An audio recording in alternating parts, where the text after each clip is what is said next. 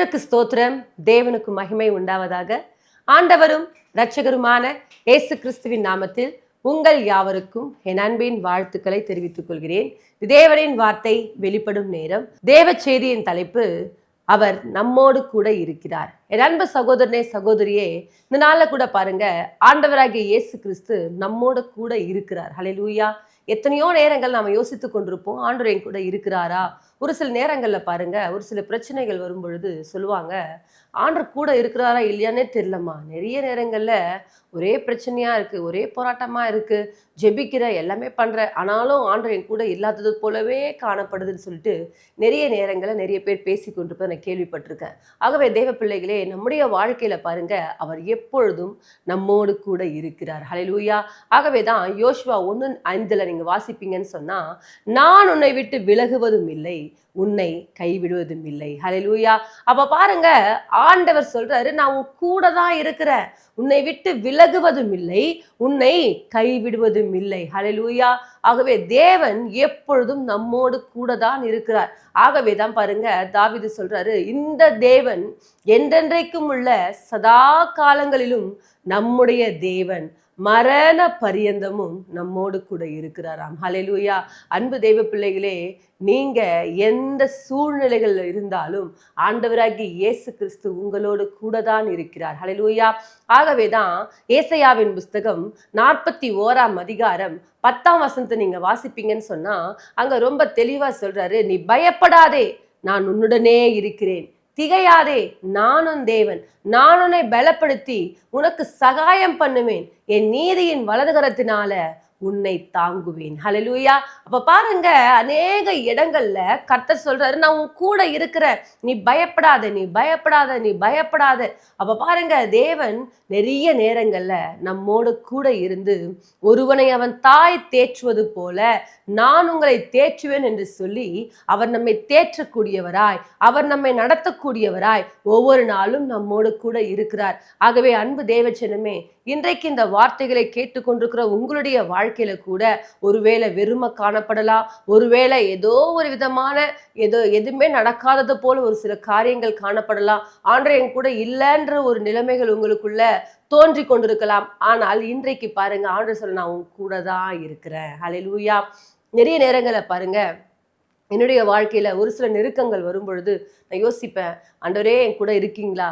நான் உன் கூட தான் இருக்கிறேன் என்பதை ஒரு சில காரியங்கள் நிமித்தமாய் ஆண்டவர் எனக்கு வெளிப்படுத்துவார். ஒரு சில நேரங்கள்ல பாருங்க, ஒரு சபை நடத்தி கொண்டிருக்கிற நாட்கள்ல பாருங்க, சில ஆத்துமாக்கள் என்ன பண்ண மாட்டாங்க, சபைக்கு வராத மாதிரியே காணப்படும். திடீர்னு நிறைய பேர் வராங்க, திடீர்னு கம்மியா வருவாங்க.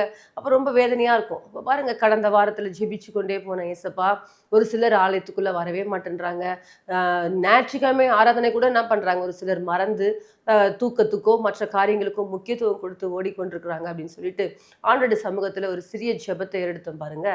இந்த வாரத்துல பார்த்தீங்கன்னா ஃபுல்லா என்ன பண்ணாங்க, ஆத்துமாக்கள் வந்து சபையில நிரம்பும்படிக்கு கர்த்தர் கிருபை தந்தார். அப்ப பாருங்க, நம்ம ஜெபத்திற்கு ஆண்டவர் பதில் கொடுக்கக்கூடியவராக இருக்கிறார். நிறைய இடத்துல எதனா சாப்பிடணும்னு தோணும் பாருங்க, ஆண்டவரே இது சாப்பிட்டா கொஞ்சம் நல்லா இருக்கும்னு யோசிப்போம், உடனே பாருங்க அந்த பொருள் என்னை தேடி வரும். இப்ப பணமே இல்லாம இருக்கும், உடனே பாருங்க, ஏசப்பா சுத்தமா கையில பணமே இல்லப்பா, என்னப்பா பண்றதுன்னு கேட்கும் பொழுது உடனே பாருங்க யாராவது கொண்டு வந்து என்ன பண்ணுவாங்க, காரணமே இல்லாம ஒரு சின்ன காணிக்கை கொண்டு வந்து கையில கொடுத்துட்டு போவாங்க.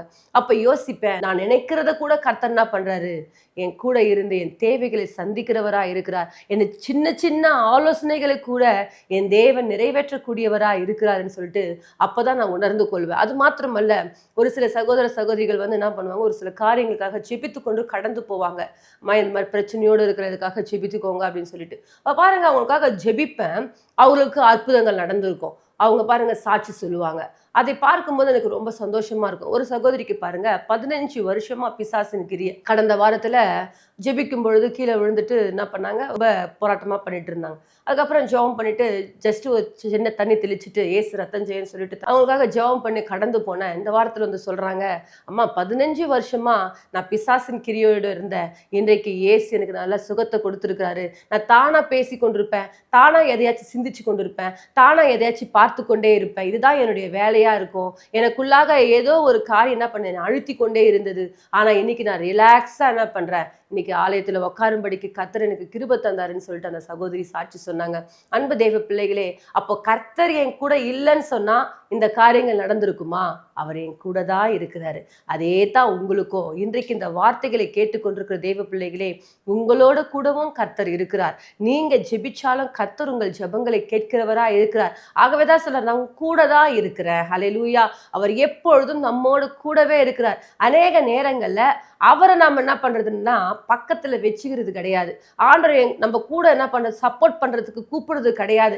ஆண்டவர் சொல்றாரு, ஆபத்து காலத்துல என்னை நோக்கி கூப்பிடு, நான் உன்னை விடுவித்து நீ என்ன பண்ணுவ மகிமைப்படுத்துவாய் சொல்லியிருக்க. அப்ப பாருங்க, ஆபத்து காலத்துல நம்ம என்ன பண்ணணுமா, அவரை நோக்கி கூப்பிடணுமா, அவருடைய கரத்தை என்ன பண்ண ஒவ்வொரு நாளும் பிடிச்சு கொண்டு அவர் என்ன பண்ண நம்ம பக்கத்திலே வைக்கக்கூடியவர்களா இருக்கணும். ஆனா நாம என்ன பண்ணோம்னா கொஞ்சம் சந்தோஷமா, கொஞ்சம் நம்ம வாழ்க்கையில சமாதானம் எதுனா ஒரு காரியங்கள் இருந்துச்சுன்னா உடனே தேவனை மறந்துட்டு நம்ம இஷ்ட போன போக்குல என்ன பண்றோம், வாழக்கூடியவர்களாய் மாறும். அப்படி இருக்காதபடிக்கு சந்தோஷமோ துக்கமோ எது நடந்தாலும் தேவனை எப்பொழுது நம்மோடு கூட வைத்து கொண்டிருக்கிறவர்களா இருக்க வேண்டும். ஹல்லேலூயா. ஆகவே தேவ பிள்ளைகளே, நம்முடைய வாழ்க்கையில தேவன் எப்பொழுதும் நம்மோடு கூடவே இருக்கிறார். ஹல்லேலூயா. பாருங்க, வாகனத்துல போய் கொண்டே இருக்கிறோம், சடனா பாருங்க ஒரு சின்ன என்ன பண்ணுது, ஒரு ஆக்சிடென்ட் ஆகிற ஒரு சூழ்நிலைகள் வரும்பொழுது எசப்பா பாருங்க, கடந்த ஒரு மாசத்துக்கு முன்பாக பாருங்க வாகனத்துல போய் கொண்டே இருக்கிறோம். இப்போ போகும்போது பாருங்க ஒரு பூனை ஒன்று குறுக்க போயிடுச்சு. அதை குறுக்க போகும்போது பாருங்க ஆக்சிடென்ட் ரொம்ப முறுக்கிட்ட, அது ஸ்பீடா என்ன பண்ணுது, பயத்துல போய் கீழே விழ போற ஒரு ஸ்டேஜ்ல அந்த வண்டி பாத்தீங்கன்னா அவள்தான் நம்ம கீழே விழுந்து என்ன பண்ண போகுது, நம்ம மண்டை உடைய போகுதுன்ற ஒரு சூழ்நிலை இருக்கும் பொழுது எசப்பான்னு ஒரு சின்ன ஒரு சத்தம் தான். உடனே பாருங்க அந்த இடத்துல விழாதபடிக்கு தேவன் சுகத்தோடு கொண்டு போனார். ஹல்லேலூயா. தேவ பிள்ளைகளை, இப்படிதான் பல நேரங்கள்ல தேவன் நம்மோடு கூட இருப்பதை நமக்கு வெளிப்படுத்தி கொண்டிருக்கிறார். இப்போ ஆண்டவர் மாத்திரம் என் கூட இல்லைன்னு சொன்னா நான் விழுந்து ஒரு பெரிய பிரச்சனைக்குள்ள கடந்து போயிருப்பேன். இன்றைக்கு கூட உங்களுடைய வாழ்க்கையில யோசித்து பாருங்க, இயேசு அநேக நேரங்கள்ல உங்க கூட தான் இருக்கிறாரு. ஆனா உங்க கூட இருக்கிற தெய்வத்தை நீங்க நிறைய நேரத்துல என்ன பண்றீங்க, அசட்டை பண்ணி கொண்டிருக்கிறீங்க. அப்படி அசட்டை பண்ணாதபடிக்கு நீங்கள் ஆராதிக்கிற தெய்வத்தை ஒவ்வொரு நாளும் உயர்த்தக்கூடியவர்களாய் காணப்படுங்க. தேவ பிள்ளைகளே, ஏசாயாவின் புஸ்தகம் 43ஆம் அதிகாரம் 2ஆம் வசனத்துல சொல்றாரு, நீ தண்ணீர்களை கடக்கும் பொழுது நான் உன்னோட இருப்பேன், நீ ஆறுகளை கடக்கும் பொழுது அவைகள் உன்மேல் புரளுவதில்லை, நீ அக்கினி நடக்கும் பொழுது வேகாதிருப்பாய், அக்கினி ஜுவாலை உன் பேரில் பற்றாது. ஹல்லேலூயா. இப்ப பாருங்க, தண்ணீரை போன்ற, அக்கினியை போன்ற, ஆறுகளை போன்ற பிரச்சனைகள் உன் வாழ்க்கையில வருதா, அதுல ஒன்றும் சேதப்படுத்தாதபடிக்கு உங்களுடைய தேவன் உங்க கூட இருப்பார். ஹல்லேலூயா. நாம ஆராதிக்கிற தேவன் ஜீவனுள்ளவராய் இருக்கிறார். அன்றைக்கு பாருங்க, ஷாத்ராக் மேஷாக் ஆபேத்நேகோவுக்கு விரோதமாக இவ்வளோ பெரிய அக்கினி என்ன பண்றாங்க, 7 மடங்கு அக்கினி சூளையா மாற்றுறாங்க. ஆனாலும் அவர்கள் பயப்படவே இல்லை. என்ன சொல்றாங்கன்னு சொன்னா, நாங்கள் ஆராதிக்கிற எங்கள் தேவன் எங்களை தப்புவிக்க அவர் வல்லவரா இருக்கிறார். இந்த எரிகிற அக்கினி சூளைக்கு முன்பாக கர்த்தர் என்ன பண்ணுவார், எங்களை விடுவிப்பாருன்னு சொல்லிட்டு ராஜாவுக்கு முன்பாக சவால் விட்டு நிக்கிறாங்க. காரணம் ஏன், அவர்களுக்கு தெரியும் நான் ஆராதிக்கிற தேவன் ஏன் கூட இருக்கிறாரு. ஹல்லேலூயா. ஆகவே தேவ பிள்ளைகளே, ஒரு அடிமைத்தன தேசத்துக்குள்ள நின்று கொண்டு ஒருவர் தைரியமாய் சொல்றாங்கன்னு சொன்னா அவர்களுக்கு தெரியும் இயேசு ஏன் கூட இருக்கிறாரு, என்னை நிச்சயமாக இதிலிருந்து தப்புவிப்பார் என்று சொல்லி. ஹல்லேலூயா. அப்ப பாருங்க, தூக்கி போட்டவங்க என்ன பண்ணாங்க, அவங்க மரிச்சு போயிட்டாங்க. போடப்பட்டவங்க என்ன பண்ணாங்க, 4 பேராய் உலாவி கொண்டிருக்கிறாங்க. ஹல்லேலூயா. அவங்களோட தேவ ஆவியர் உலாவி கொண்டிருக்கிறார். தேவ பிள்ளைகளே, இன்றைக்கு கூட பாருங்க, தேவன் உங்களோடு கூட தான் இருக்கிறார். நீங்க நிறைய நேரத்துல சோர்ந்து போய் கொண்டிருக்காதீங்க. இயேசு என் கூட இல்லையோ, என் வாழ்க்கையில இப்படிதான் பிரச்சனை போராட்டம் எப்படியே யோசித்து கொண்டிருக்காதீங்க. இயேசு உங்க கூட தான் இருக்கிறாரு. அவர் எப்பொழுதும் உங்களை ஒவ்வொரு நாளும் தேற்றக்கூடியவராய் இருக்கிறார். ஹல்லேலூயா.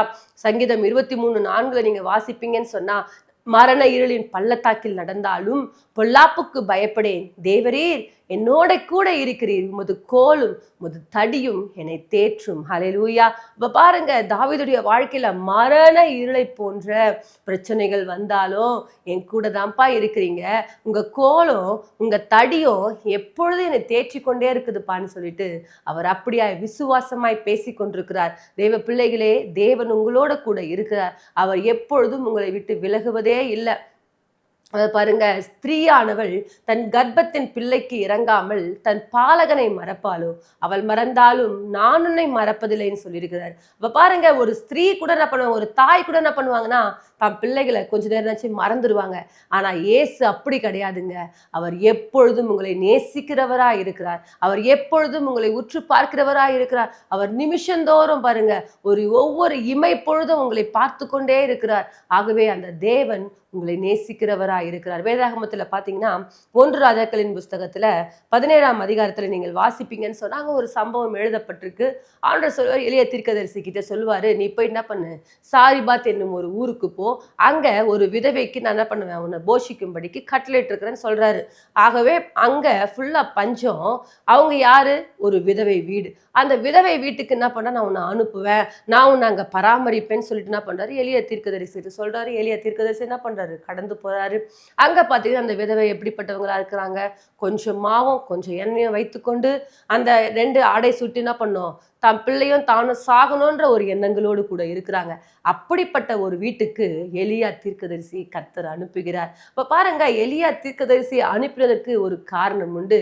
ஏனென்று சொன்னால், என்னுடைய பிள்ளை யாரு, இந்த விதவை. ஹல்லேலூயா. அவர்கள் தீர்க்கதரிசிகளுடைய புத்திரருடைய ஒரு மனைவி. கவனிச்சிங்களா? இப்ப பாருங்க, அவங்க கணவர் எப்படிப்பட்டவரா இருந்தாரு, கர்த்தரை தேடக்கூடிய ஒரு மகனாய் இருந்தார். தேவனுக்காக ஊழியம் செய்யக்கூடிய ஒரு மகனாய் இருந்தார். அந்த மகனும் மரிச்சு போயிட்டாரு. அந்த மகனுடைய மனைவி இன்றைக்கு மரிக்க வேண்டிய ஒரு சூழ்நிலைக்குள்ள தள்ளப்பட்டிருக்கிறாங்க.